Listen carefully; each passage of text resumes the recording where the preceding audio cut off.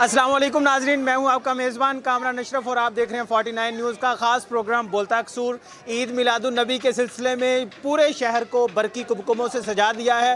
पूरा शहर दुल्हन की तरह सज चुका है।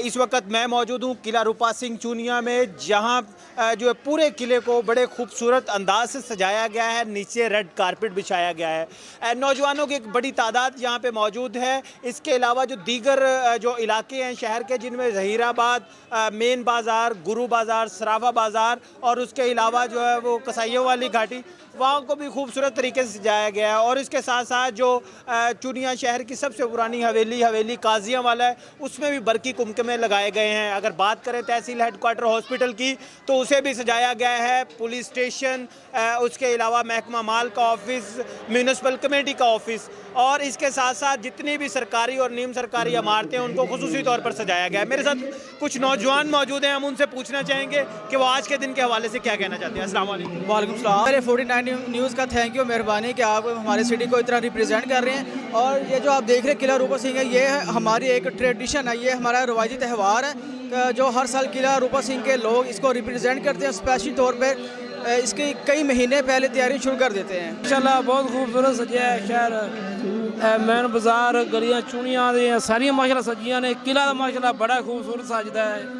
हमारे चूनिया शहर के जो अवाम है और जो इंतज़ामिया है, उन्होंने इस दिन के हवाले से बहुत अहम किरदार अदा किया है।